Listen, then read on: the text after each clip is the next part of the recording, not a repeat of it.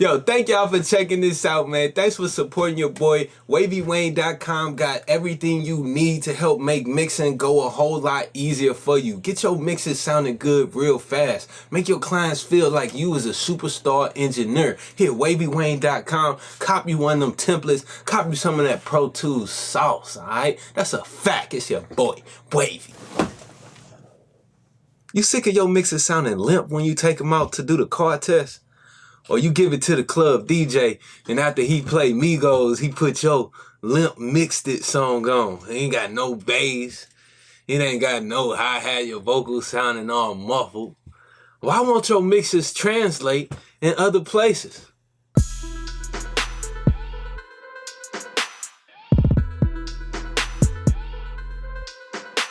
What up, yo? This your boy, Wavy Wayne. You know, that's a common problem, is getting our mixes to translate from one environment to the other. There's a lot of things that go into that. We're going to jump into a few of them right now.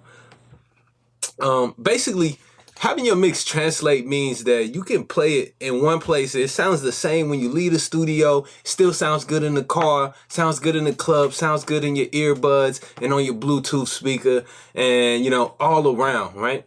Now, one thing that could be stopping our mixes from translating well could be the studio environment that you are listening in, right? It's very important to have acoustic treatment in your mixing room to make sure that you are being, to make sure that your room ain't lying to you, right? Now, you could have a buildup of frequencies and you think that you got more low end than you really do, or, you know, you could have more high end than you really need based on your listening environment. So learn a little bit about room acoustics, and a lot of the studio monitors that you purchase will have some adjustments that you can make on the back so that you can adjust for the problems in your room, okay? So that's one thing right there, is to know your room and make sure that your room ain't lying to you, okay? Every set of speakers that you get, they not gonna just sound good just because you spent $10,000 on a set of monitors and then you bring them into your bedroom. That doesn't mean that you're gonna get a good mix off those monitors. So make sure you got proper acoustic treatment and that you know, that your room ain't lying to you. Another thing that we can do to make sure that our mixes translate, no matter what environment that we're mixing in, is to make sure that you use reference mixes, all right? I always use references no matter what I'm working on, especially when I go to a studio environment that I'm not real comfortable in.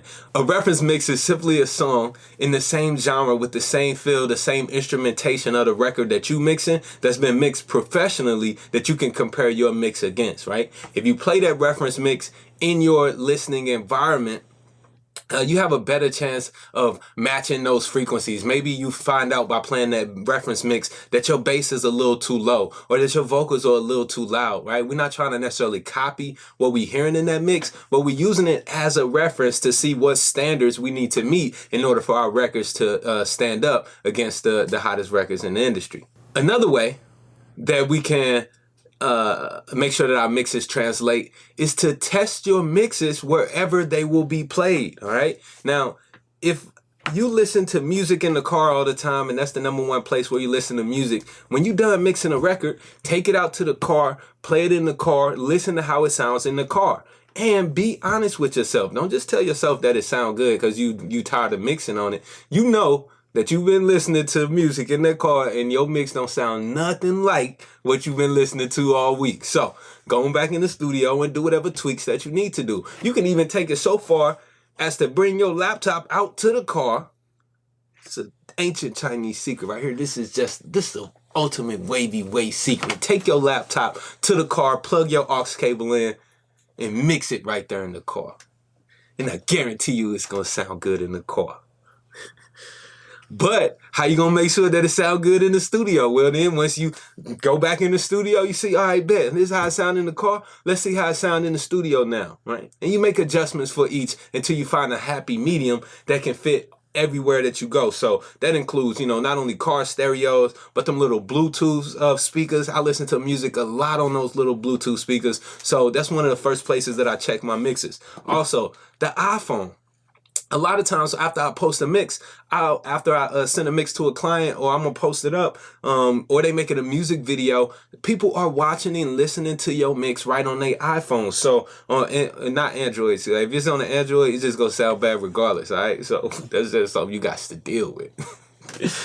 Shout out to all my Android haters. Y'all iPhone or Android, leave a comment, let me know, man. You know your boy Wavy team iPhone, all right? That's a fact, all right? So basically what I was saying though, listen to how your mix is gonna sound on that phone. That's super important to make sure that it's gonna translate. Sometimes that's the first place that people hear your music is right through their phone speakers, all right? Also includes earbuds, anywhere that you can, your TV at your house, anything that you could, that has some speakers that you think somebody might possibly be listening to your mix on, listen there, all right? Also in the studio, I have multiple sets of monitors just in the studio all together, right? So I got 3 sets of monitors here, and they not the most top-end monitors. You don't need that necessarily to get a good mix. You don't need $10,000 set of speakers to get a good mix. What you need though is to know your speakers. You need to know your room, and you need to work with whatever they're giving you, all right?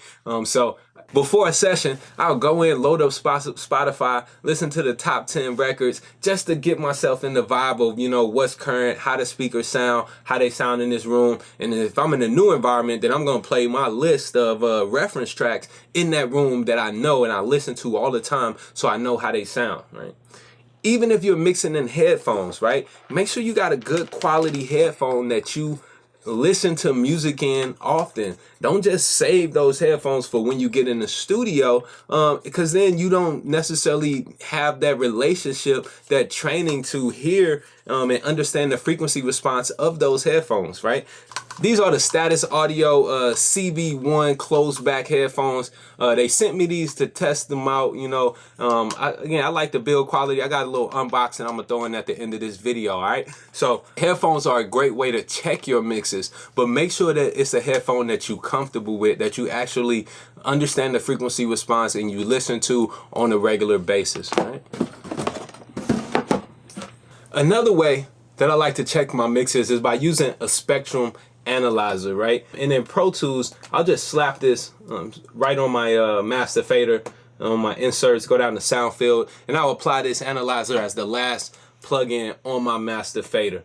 And it's the Pass Analyzer. I like this one, right? So I have my frequency analyzer, and then also got my stereo spectrum analyzer down at the bottom. So this way, as my song is playing, as my mix is playing, I can get a visual representation of my frequency spectrum, kind of see where I might be lacking in some frequencies, or what frequencies may be too hot in that mix, okay? The last way that I'll share today on how to get your mixes to translate is to mix in mono. Yo, that's major key. If you made it to the end of this video and you listen to this one, do this first. Spend most of your time mixing in mono. By mixing in mono, this is going to guarantee that, you know, when you get in that club, when you getting played on that Bluetooth speaker, if they are mono, when you coming out that person's phone speaker, if it's a mono source, that your mix is still going to sound good. And a lot of times stuff just get played in mono that, you know, we might not have planned for, and you can have all kind of issues like phasing issues or anything like that if you don't check your mixes in mono. I actually like to spend a lot of time mixing in mono. It helps me to realize my mix is a lot faster. You can tell if something is cluttered up or sounding muddy a lot quicker. Just mixing in mono is a great little secret, and when you jump out of mono back in the stereo, your mix opens up real wide and stuff just sounds really clean. Like, you know, if you can get it to sound good in mono, it'll sound even better in stereo, and that's a fact. That's the Wavy Wayne tip of the day. I want to shout out Status Audio for, you know, hooking me up with these headphones, man. Yo, these joints are pretty dope. Look for a full review coming soon after I actually get a little time to listen to these and play around with them. I just did the unboxing today, but after I get a little more comfortable with them, see how my clients like recording with them in the booth there, I'll give y'all my honest review. But check out Status Audio. These headphones are very affordable. I think they about $60. You can go cop them on Amazon. All right. Make sure you like, comment, and subscribe. Leave a comment. Let me know what kind of monitors are y'all using? What are you using as your monitors? All right. Let me know. Leave it in the comment below. And be dope.